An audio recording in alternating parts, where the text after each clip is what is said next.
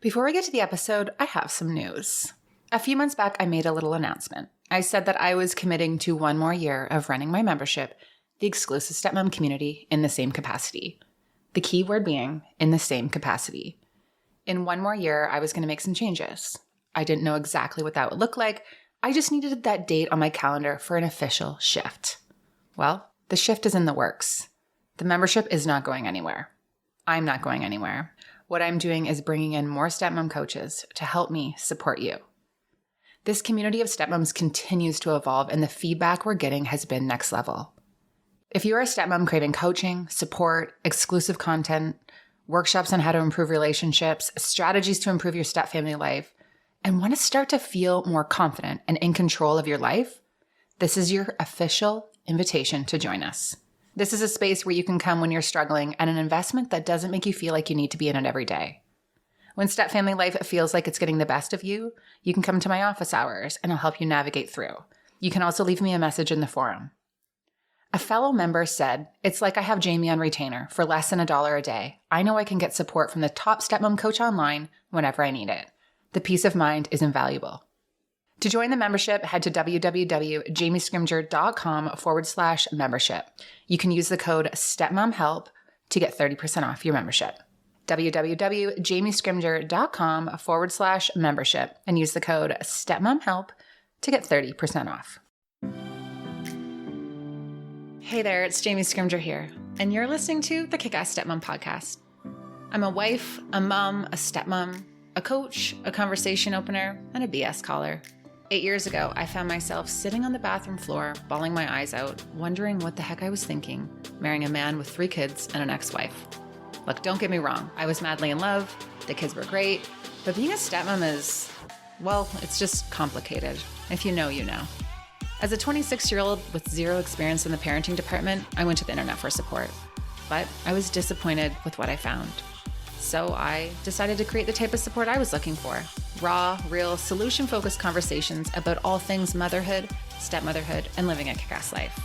Life can be hard, really freaking hard. But it's entirely possible to thrive amongst the tough stuff. Each week, I will bring you tips and strategies and mindset shifts to inspire you to live your own version of a kick-ass life, while bringing you along as I create my own. Let's do this. Hello. Welcome to the Kick-Ass Stepmom Podcast. Guys, this episode, wow, it is a conversation that I didn't realize how much I needed. Afterwards, I felt so seen and understood and not alone. It just, I did not know how much I needed this. So I talked to Libby Ward of Diary of an Honest Mom. And the purpose of Libby's platform is to change the narrative on what it means to be a good mom and to remind moms that taking care of your kids' mom is just as important as taking care of your kids. And that goes for you too, stepmoms. Libby is very open about her motherhood journey, her mental health and trauma, and her goal is to make moms feel less alone. In this episode, we get right into it. We talk about perfectionism, mom guilt, and then we both dive into how our relationships with our own moms has impacted the way that we show up as moms ourselves. Now, there is a lot of content out there about the mother-daughter relationship and just people talking about how they couldn't do motherhood without the support of their own mom. But I think it's really important to acknowledge that that's not the case for everyone. And it certainly is not the case for Libby and I. We both have had very complicated relationships with our moms and have had to set boundaries to protect ourselves and to support our own personal growth. In this episode, we dive right into sharing our personal journeys with boundaries and personal growth and reflecting on our childhood traumas and how putting ourselves first has made us better moms. I am so grateful for this conversation, and I'm really happy to be able to share it with all of you. If it resonates, share it with someone who needs to hear it. And if you really want to give back, do me a solid, leave a review on iTunes. Guys, these reviews mean the world to me and really help us continue to get more guests like Libby. As always, the best conversations happen after the episode. You can connect with me on Instagram at Jamie Scrimger and Libby at Diary of an Honest Mom. Thank you for being here. Love you guys so much. Let's dive in.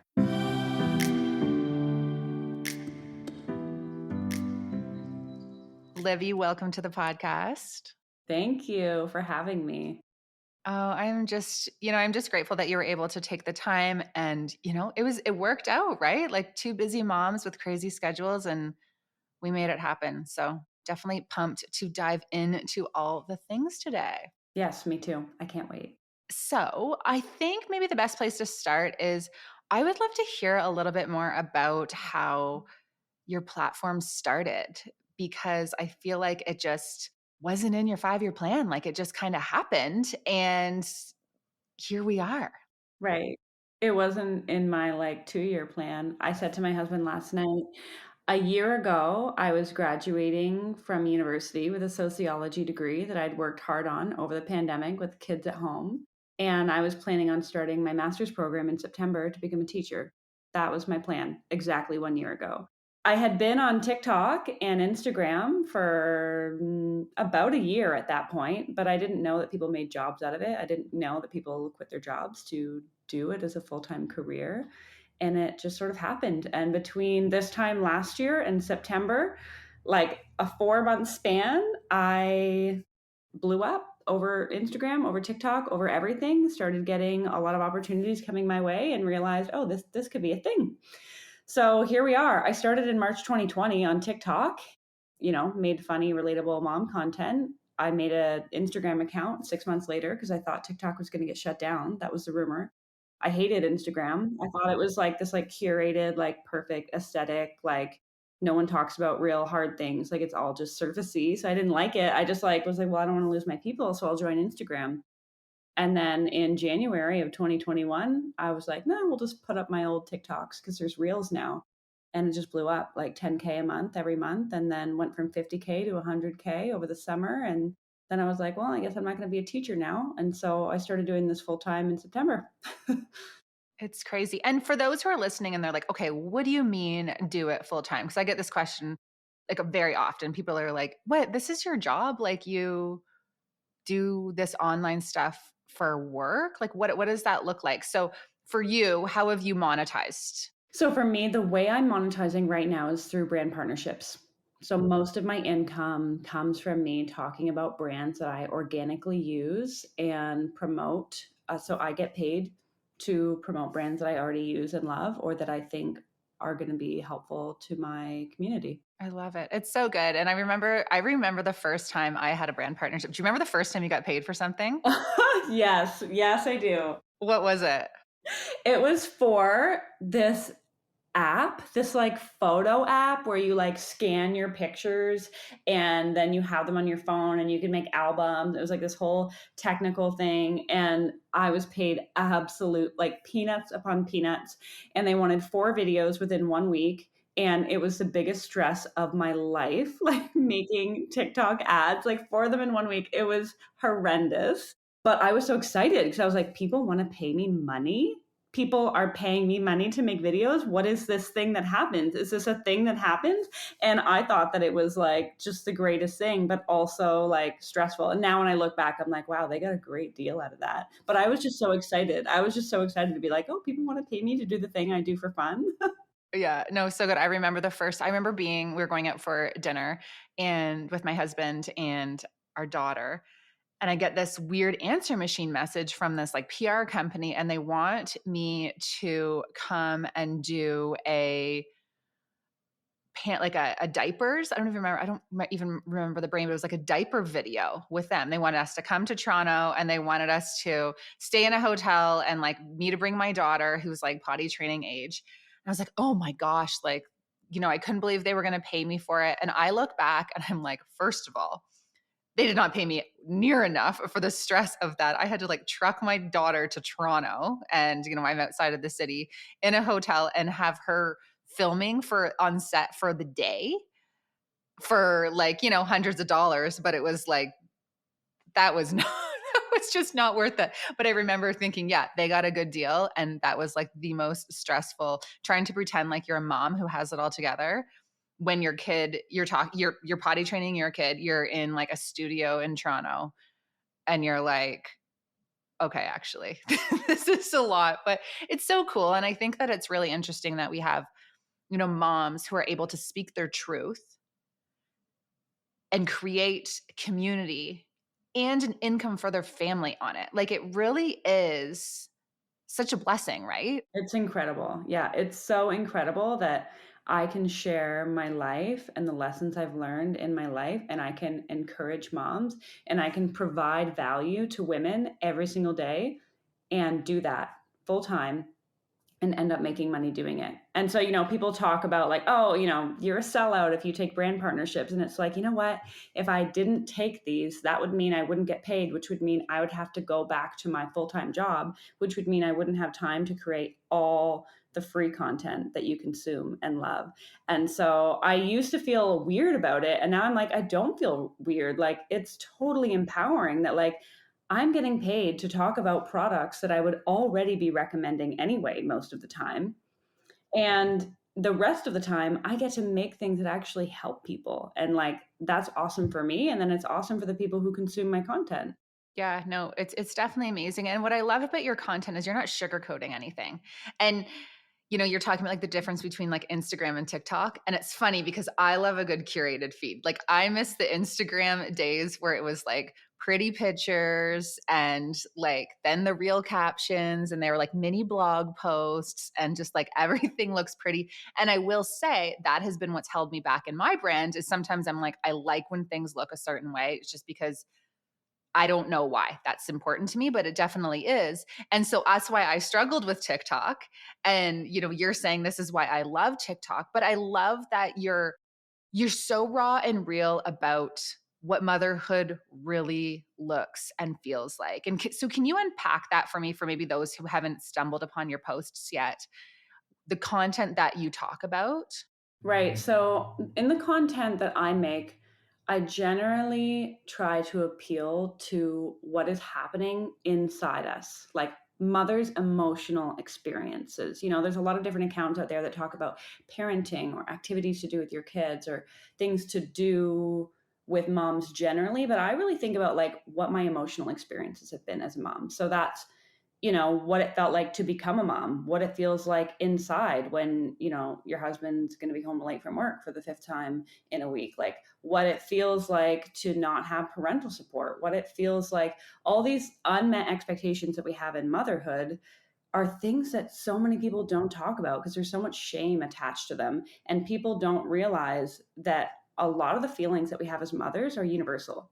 Like, regardless of our financial situation or where we live in the world, or, whether we're single or married or whatever our situation, we all struggle with mom guilt. We all struggle with shame. We all struggle with feeling like we're not enough at one point or another, not knowing what we're doing.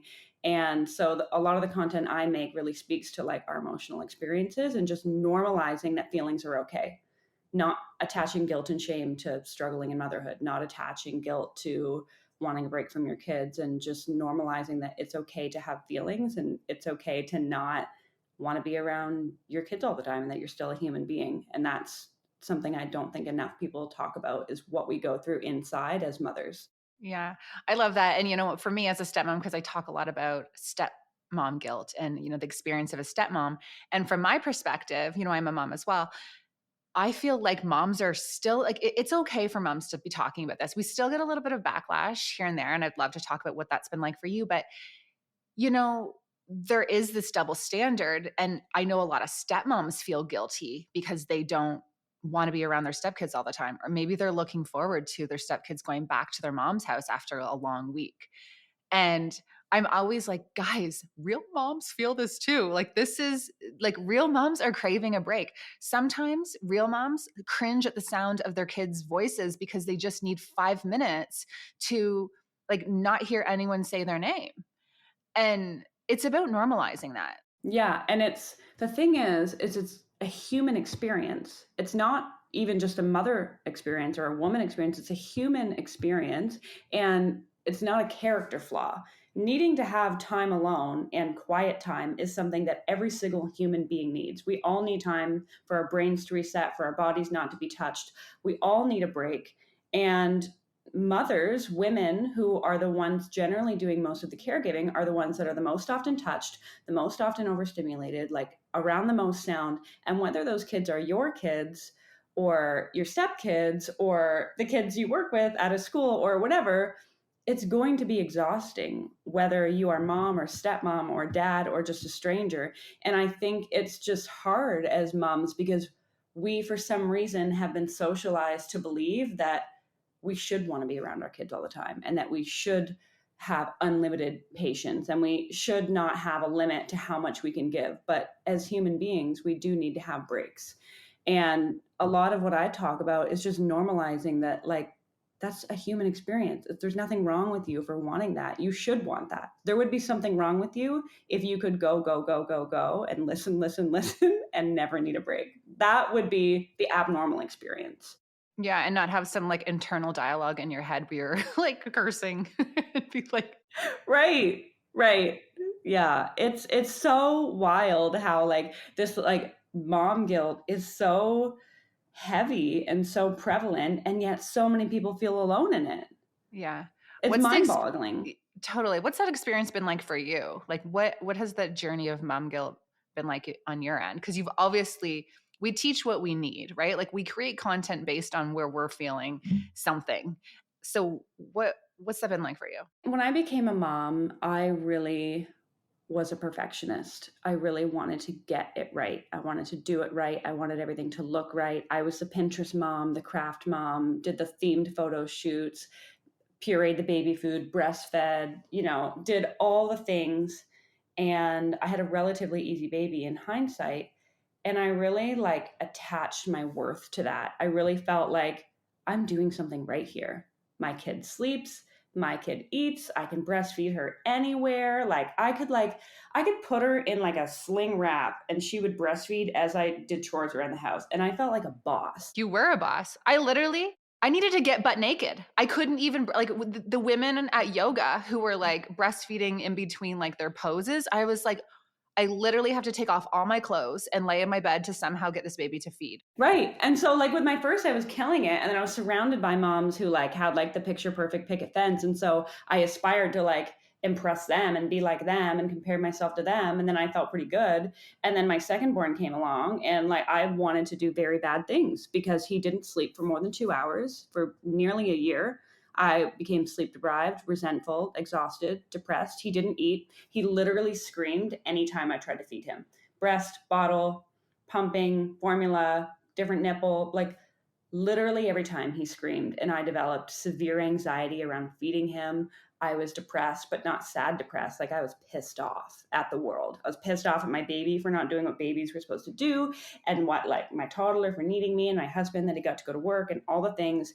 And I felt guilty. And this is where the mom guilt comes in. I felt so guilty that I couldn't do this anymore. And I've now realized that because I attached my self-worth to how things were going well in the first bit, that meant that when things weren't going well, my self-worth entirely evaporated. And then all the messages of you're not good enough, you can't do this, you weren't cut out for this, you should feel bad that you can't even feed your baby, you should feel bad that you can't even get them to sleep, you should feel bad that you want to run away, you should feel like the guilt for all the things. And it's, I've now come to this realization that like we really need to detach our worth from what's going on with our kids because there's only so much we can control. And so I felt a lot of guilt around that and a lot of guilt around not wanting to be a mom for a while, wanting to leave, wanting to just have a new life, wanting to not struggle every day, wanting to like have a full night's sleep. Like I just felt guilty. I felt guilty for wanting to have a nap. Like I literally would be like, I haven't slept in months and my child has been screaming all morning and my toddler needs me and I need a nap and I feel guilty. And I mean, now me is like, oh my gosh, like, why do you feel guilty for needing a nap? It's a literal human necessity to sleep. But I did because I just felt like I was failing at everything. And so I kind of also have this theory around, how you said we create what we need. A lot of the creators and the people I know who speak to mothers and encourage mothers in like our worth and our mom guilt and things like that, we have fractured relationships with our moms, right? And the friends I have who don't need those messages generally have their moms telling them that. Their moms are saying, no, you are doing good enough. Their moms are, oh, I'll take the baby tonight. Their moms are over there helping them. Their moms are saying, yep, this is hard. They're encouraging them. And for those of us who didn't have that, who don't have that support, we have to learn to either tell it to ourselves and believe it from within because we don't have that person to do it, or we crumble. And then I think when you have to do that for yourself, you realize there's got to be other people who need to hear this. That hits home for me. That really hits home for me because, I have had a rocky relationship with my mom. It's ebbed and flowed and kind of came to a halt most recently just because it got to the point where it was just like, I'm done with the roller coaster, right? You're just done. I'm just really into certain types of standards for a relationship and how I feel after I spend time with people. So my relationship has kind of deteriorated. But I look back and I'm like, you're right. I didn't have that support. Like, I didn't have someone. It was almost like, well, that's how it is. Like, how do you think I felt? We got a lot of that. I'm going to interrupt this episode really quickly to give you the inside scoop on brands and resources that I'm loving who also help support the show. Father's Day is coming up and I have the best gift idea for you. A handcrafted, eco-friendly, reclaimed all-wood watch from Revival by Martin & Co. Revival by Martin & Co.'s mission is to redefine what a watch should be. It's not just about what the watch looks like, but what it signifies. The value of a watch is not about being able to tell how much time has passed, but in being aware of the need to make time count. Their Elevation collection, which is gorgeous, signifies the countless times you have overcome adversities, the millions of moments that you have felt terrified, but emerged victorious, the time you felt lost, but found your way out, the times you have suffered, but survived. The Elevation collection is a physical reminder of how strong and capable your man is, hence the name Elevation. These handcrafted all-wood watches are both meaningful and beautiful and would act as a great reminder of how far your man has come this Father's Day and how much you appreciate and admire his strength and resilience. Revival by Martin & Co. has partnered with WaterAid Canada and Sick Kids Foundation with 25% of proceeds from each purchase going towards making a direct impact on transforming lives. These timepieces are not just about buying a product. It's about stepping towards a lifestyle change, signifying how far you've come and where you're going. Use the code Jamie15 at revivalbymartinandco.com for 15% off. Darren's favorite is the walnut with ebony as a close second. www.revivalbymartinandco.com. Use the code Jamie15 for 15% off.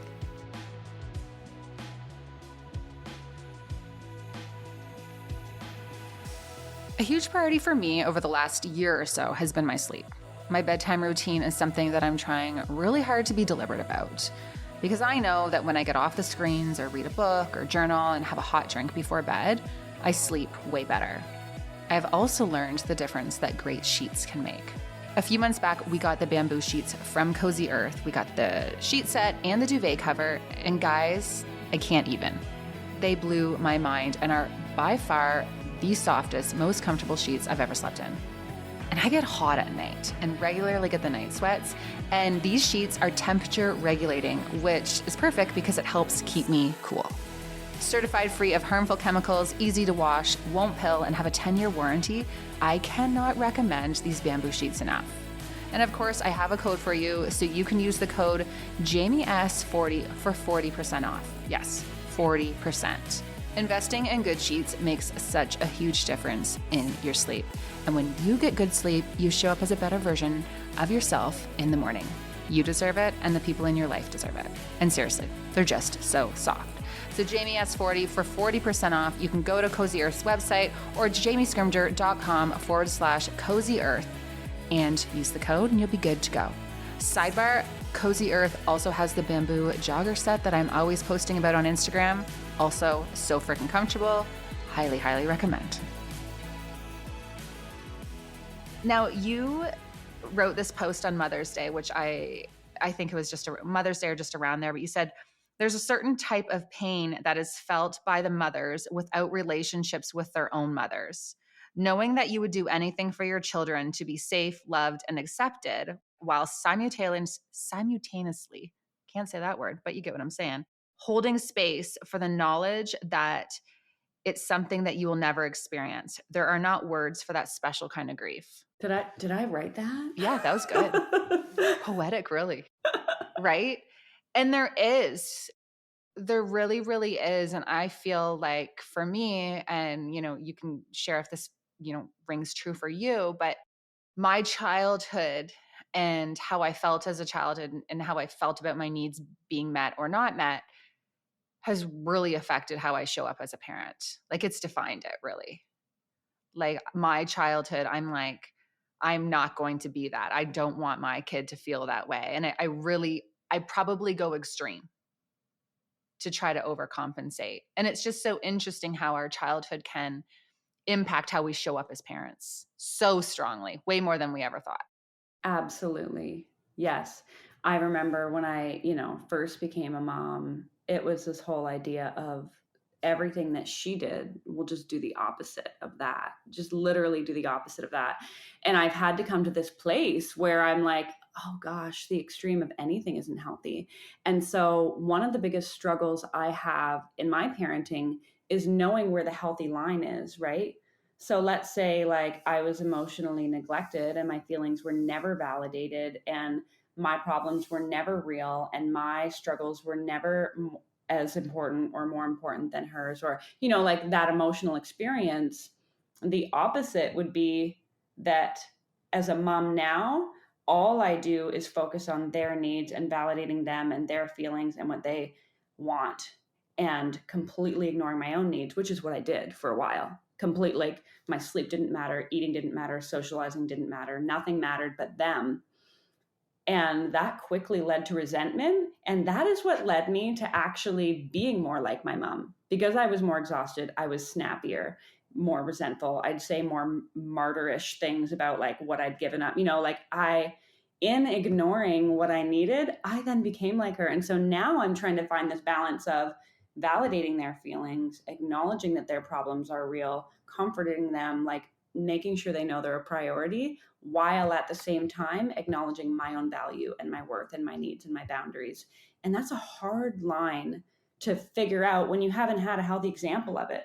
And that's, I think, one of the hardest things about not having a healthy example of a mother is that, I have peers who look to their mom of like, oh, well, what did they do for this? And they just alter it a bit, based on like their own values and needs. But I'm like, I look at my mom and she is so far away from the type of person that I want to be as a mother that I don't even know what's healthy. Like, I don't even know, like, am I giving them too much attention? Is it not enough? And you question yourself. I don't know about you, but like, I'm constantly questioning, like, is it too much? Is it too little? Like, I don't have anything to base it off of. It's just total guesswork. And it's guesswork for every parent, right? We're all making it up as we go along. But when you have no healthy example, it's like just pulling stuff out of thin air. Yeah, for sure. I remember one morning I was just like, do you journal? I do. Yeah. Yeah, I was just like going at her in my journal and just like kind of unpacking so much stuff from my childhood. And it was like, I was going through like my coping mechanisms and how I didn't want to be the snappy mom, but I was being the snappy mom because I was, like you're saying, trying to be the opposite. And I look back and I'm like, I didn't have any coping mechanism. No one taught me. No one taught me what to do when you had a bad day. No one taught me how to communicate your feelings. No one told me that they were going to be here no matter what. So it's so interesting how that shows up in your relationships and with your kids. Like it showed up in my marriage with Darren too, because for the longest time, because, I dealt with abandonment issues in my family. And, my mom I just lived with my dad and my mom kind of let me and never really called. I thought everyone was going to leave. So it was like I was going to push you away before you left me, right? And then you try to raise kids and be in this stressful situation while you're trying to navigate those feelings and realizing that your coping mechanisms are actually the root of all your problems in your adulthood. And then you're like, okay, I'm trying to be a good mom, but I got to deal with my shit At the same time, at the same time. you're like, I have to reparent myself while I'm parenting. It's so hard. It's so hard to do when you're like, how do I care for what I need right now and figuring out my own stuff? Like, while my child literally has needs in this very moment. Like, how do you have the capacity to do that? It's really, really difficult. And that's why I, put in that post, it's a special kind of grief. Like, there's nothing you can compare it to. My therapist, she said to me, being in a relationship with a narcissistic person is extremely hard. when that person is your own mother, it's next level, because it's not just any other human being. It is the person that was supposed to care for you more than anyone else and was supposed to sacrifice for you and do all these things. It's such a complex relationship, especially like mother daughter. It's so hard. It's so hard. It's like this radical acceptance of they're just, it's never going to be what you want it to be. And then you have to provide that for yourself. And then there's like a whole grief about like, okay, so I've accepted it, but it's still friggin' hard. It's still hard that I have to do that for myself while doing it for my kids. And there's a lot of shame that comes with that. Well, for me at least, there'd be times where I would question myself, like, okay, well, is this me? Or, maybe I should do something different. Or why wasn't I a lovable child? Like, I look at my relationship with my stepkids and with my daughter, and I'm like, oh God, I just want them to know that I am like their safe space. They can come to me no matter what. And I will be mad at them, but I will never leave them. Right. Like, we'll deal with like issues in parenting, but like I'm always here. And, not having that, you're like, wait, why? What did I do? What was wrong with me that someone wouldn't want to do that to me? And so then you have that shame. And then you're at like pick up and drop off, and you're like, whoa, the grandma's picking the kids up from school, or grandma's like helping out, or people are saying, like, I can't live without my mom. I'm like, where do I get one of those? Like, Yeah, right. And they say like grief hits you in waves and you can never like see when it's coming. And usually people are referencing death. But I mean, there's the grief, obviously, of mothering without a mother. And I have had a few moments where, my daughter has shared something with me about something she's going through at school or, anything. And I, comfort her and I tell her, I'm glad that she shared that with me and that, that is hard. And I do all those validation things. And there's been times when, like, as I'm providing for my daughter what I so deeply desired, I am just like overcome inside with grief that I never once had a conversation like that. That not one time did anybody ever say those words to me. And, it just makes you wonder, like, what difference would that have made? What kind of person would I be if I had had that safe space? And it's hard because, I've had a lot of women share with me, like, I feel jealous of my children. I feel jealous that I'm providing them with what I never had. And it's not a jealousy of you wish they didn't have it. Like, you're happy to do it. And it's like the joy of your life. But it's also this like pang of like, wow, like I really didn't have that. And I knew that my childhood was hard and I knew that I went through a lot of trauma. But before I had kids, I kind of was like, well, I dealt with it. I'm fine. I'm an adult now. Like, let's move on. And it wasn't until I had kids that I was like, wow, like that was horrible. Like, how could a mother have done that? How could a mother have not done that? How could a mother have XYZ, right? Like, when you feel that like love of a mother, then it's like really like a mind screw up because you're like, well, this doesn't make sense based on what I want for my kids. And then it's that self-worth stuff of like, why me? Why couldn't you do this for me? for sure. And, then there's the perspective where people are like, well, you got to get over it. Like, it's from the past. Stop talking about the past, shake it off, move forward. And I think that's kind of how I was. And I know, in my family, that's the like, with, the people who caused the trauma are like, shake, like, get over it. When are you going to get over it? And it's not that you just like sit around, cry about it all day. But I think there's this new movement, I guess, and maybe that's not quite the right word, where as adults, we're becoming more aware of how those like little traumas from our childhood have shaped us into who we are today. And so it's not about, getting over it. It's about sitting in it and recognizing it and seeing how it's impacted the person that you've become so that you can become more aware and change that cycle, like break that cycle. Right, it's breaking this. It's exactly what breaking the cycle is, right? And so to the people who say, oh, well, you just need to get over it, and then also cause you trauma in the same hand, they have such a lack of awareness of how their trauma affected them and how they then end up traumatizing you, that blocks them from being able to heal themselves and heal the next generation and the generation after that. And it's like, you think, they think, oh, well, I've gotten over it. And it's like, well, based on how you raised me, based on the things that you've done and said, You actually haven't gotten over it. You think you have, but there's in none of the ways you're acting are you showing that you've gotten over it. You actually pass that down to me. So me sitting with it and dealing with it and healing it and going to therapy and figuring it all out is hard as hell. Like, it's been passed down for generations. Like, it is hard, but it's not just this idea of like, oh, let's like perseverate on it and just think about it and be sad. It's like being aware of it helps you realize what needs to change. And once you know what needs to change, you can put those things into practice and then hopefully not pass it down to your kids. Like, it's monumental work. It's not just sitting around being sad. And it's just it's not even about blaming people either. And I think that, there's also this mindset that, oh, this generation is just blaming everyone for all of their problems. That's not it at all. This generation's actually taking a whole lot of accountability for their personal growth. It's about, just reflecting. I know, my mom and my dad and, everyone does, the best they can with what they have in the moment. And maybe that's not fully true. It's maybe wasn't their best, but it was what was in their wheelhouse in that time, right? And I really love Bethany Webster. So she has the book Healing Your Inner Mother. She's phenomenal. She's been on the podcast a few times. And in her book, she talks about how, we look at our moms and we look at our parents and we think that, they're like, growing up, we just think that moms know it all, right? Like, the mom has all the answers, when really a lot of the moms are actually just wounded little children walking around in adults' bodies trying to figure their own stuff out.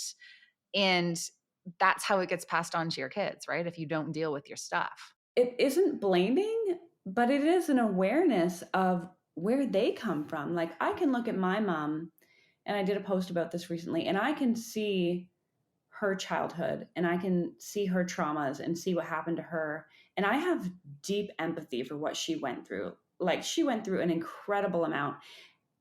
And she, along with most generations before us, didn't have access to mental health resources. Therapy wasn't accessible or normalized. 100 years ago, if women had mental health issues, they were literally locked up and they were sent to institutions. They had no rights, and so we really are the first generation to be, it's not as stigmatized. We have access to mental health resources. We're able to talk about it. We're able to read books about it. We have access to the internet and like a community of other people who talk about it. And so it can be easy to look back and say, well, why didn't you do it? Why couldn't you have XYZ, which I've done and I still do sometimes. But when I really think about it, I'm like, we really are the first generation, not because we're better, not because we're higher than now, not because of any of that, but because we literally have more access to resources to do those things and an awareness that's happening around us culturally as well. So, and that doesn't mean that's an excuse for the behavior or the things that have been done, but it's just that awareness of it has been passed down from generations. It didn't start with our moms. It didn't start with their moms. It's, there hasn't been an emotional intelligence or emotional awareness for very long in the world. And so it's a heavy responsibility for us. Yeah. And I think that there's this shift now too. My sister and I were talking about a post that she saw about how there's now this generation of, adults who are like, we're done with the bullshit, right? Like, we're not, and I talk about this a lot. I'm not into the obligatory relationships. Like, I don't owe you anything because you are my mom or because you are my dad or because you are my aunt. Like, I didn't actually ask to be in this family. Like, this was chosen for me, right? Like, I actually don't owe anyone anything just because you raised me and clothed me and like provided me shelter. That was actually your legal responsibility after having a child. So I don't actually owe you anything. And there's this whole, well, they're your mom or they're your dad or you need to go do this. And I'm not into it. I'm really, really not. No. And the thing is, we are responsible for our own happiness, our own peace, our own boundaries, all of those things. Nobody else can put those things into place for us. We know what relationships make us feel alive and bring us joy and bring us fulfillment. We know the people we spent time with who afterwards were just a ball of stress. Like, we're the only ones that have that information. And so we're the ones that have to put boundaries in place to protect our own peace. That's nobody else's responsibility. especially as adults, right? Like, and for me, it took a long time to come to a place where I believed in my own self-worth. Based on the way I was raised, I became a people pleaser. Like, I just wanted to fit in with everyone. I wanted everyone to like me. I just wanted to like feel like I belonged somewhere. And it took me a while to figure out like I'm worthy and enough just the way I am. And my needs and what I want out of my relationships and my life are important, and they're not only important, but I have to execute on putting those boundaries up. I'm the one that keeps picking up the phone every time, my mom calls me 10 times a day. I'm the one that can decide not to pick up those phone calls. I'm the one that can decide not to lend money out. You know what I mean? Like, I just think it's, we are this generation who's realizing that we're in charge of our own lives and we don't have to do what anyone tells us to do anymore.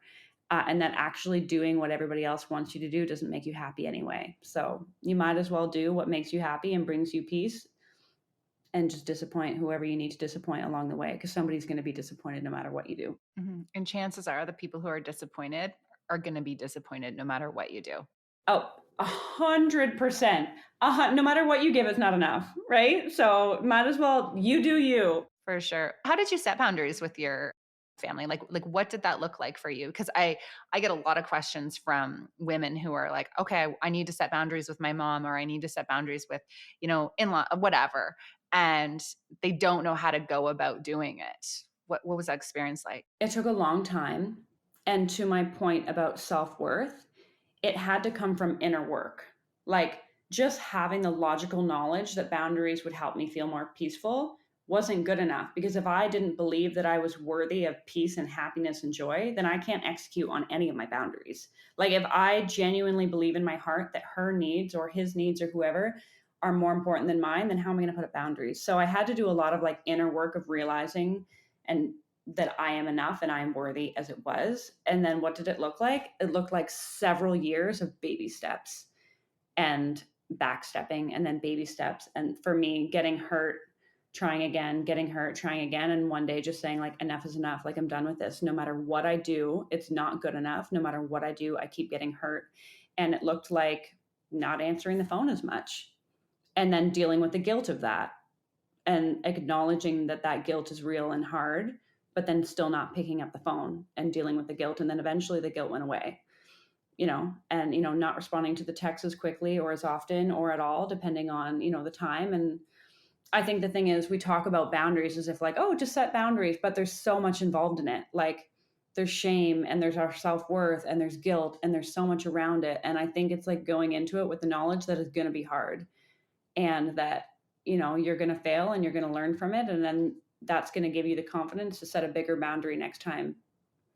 And that's kind of how it worked for me, where I would think like, oh, I've set this boundary, it's going to work, and then being proven again and again and again that I'm just going to get hurt regardless gave me the confidence to be like, no, it's absolutely necessary that we don't talk to this person anymore, because it's not good for anybody.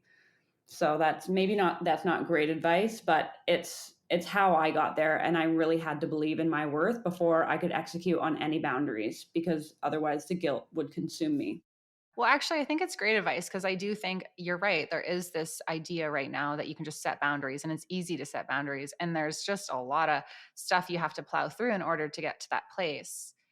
And the baby steps is huge, because you do set those baby steps. And the big thing is to pay attention to how you feel throughout the process, right?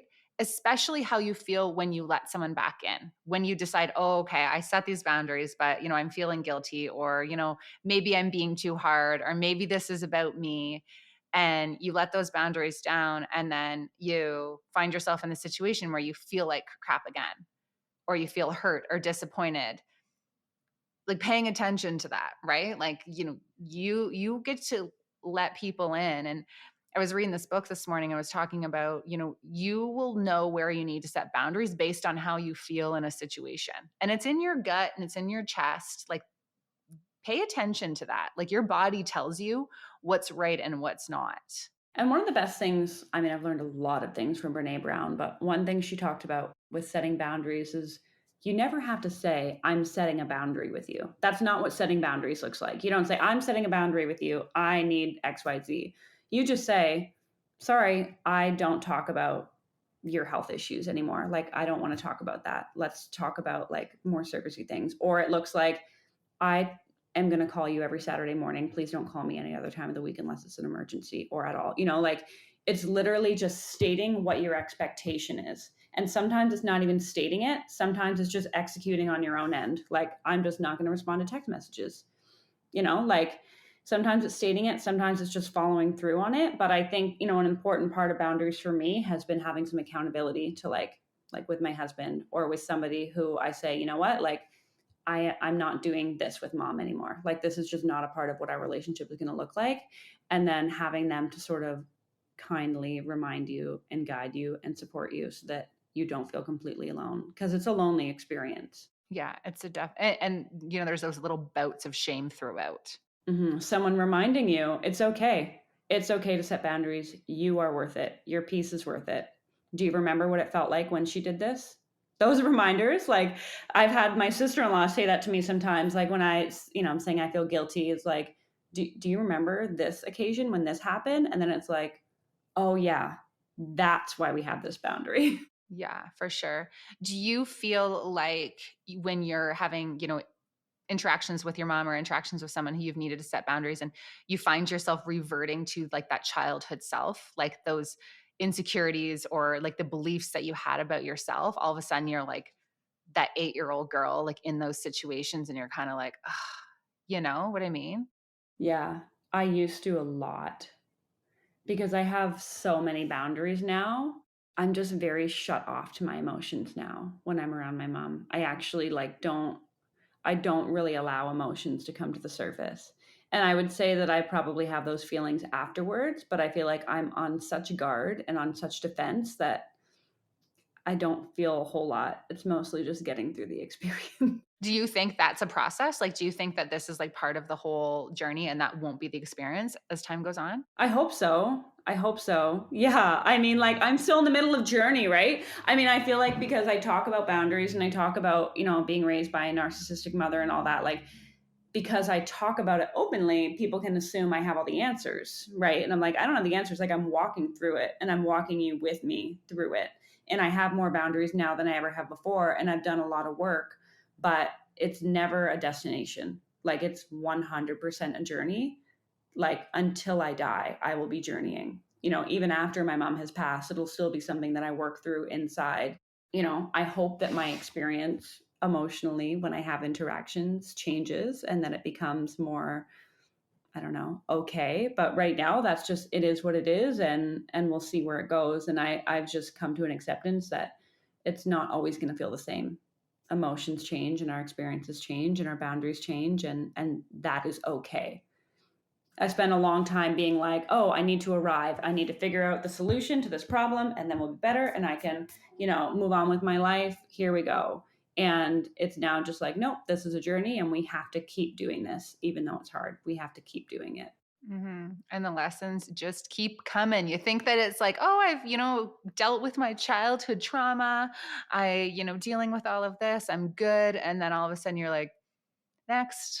Nope, never mind. What's the next thing? How is this affecting me today in this relationship? Like, I mean, I have it affect my friendships even, like I can think it's just like just her, it's just my mom. And then I notice myself in relationships doing things or saying things or feeling things that I'm like, I eventually realized like, oh, I feel that way because of my trauma or my experiences. And you realize just how connected it all is.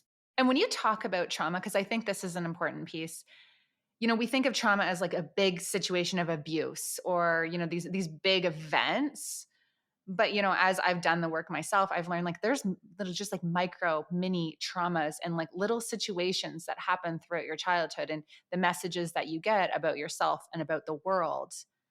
And that's trauma too. The time where your mom didn't meet your need, or the time where, you felt like you weren't wanted or not good enough, or, you just kind of were like left. Like, I know that's for me, like those little things that even in the moment, they seemed real, like just like real life, not a big deal because this was my reality. Looking back, it's like, no, that was actually very traumatic. Right. It's all like they say, like the big T trauma and the small T trauma, right? And I think some people like to compare and say, oh, well, I didn't go through any big trauma. Like I didn't, go through this huge thing. So it must not be trauma. But it's like, well, you were still very much affected by the way you were raised and your emotional needs were met or not met. And that is trauma. And that is something that you need to work through and figure out. My trauma is sort of complex too, right? Where it's not like I had this one singular event that happened. There were lots of big events that happened, but weeded in throughout there were lots of small things. And I realized as I've grown up and become a mom that it actually was it's the smaller things that affected me more. When I first became an adult, I thought, the most traumatic thing about my childhood was that I grew up in poverty, that we didn't have, clothes or food, or, we lived in shelters or moved around. I thought that was the most traumatic thing that I went through. And as I've become a mom, I realized no, like not feeling like home was a safe space where I was loved and unconditionally accepted was far more traumatic to me than not having the trendiest pair of shoes or enough food to eat. Like it was much more traumatic to me to not have someone who was there for me no matter what, and having to be the responsible adult when I was 11 years old, having to be the person who took care of everyone else was way more traumatic to me and affected me as an adult way more than that, or some, the abusive situations I was in with, different men and boyfriends in my mom's life and things like that. And so, there's no invalid trauma. I think some people like to compare and say, oh, well, mine wasn't as bad as yours, so I shouldn't, be affected. We're all affected by the things that happen to us. And there's really no comparison. And it doesn't help anyone to say, oh, well, you had it worse than me. No, and because we're all, I keep thinking back to my therapist, Bonnie. She's not my therapist anymore. She retired, but she was a gem. Bonnie said, children need two things. They need to feel loved and they need to feel safe. Two needs.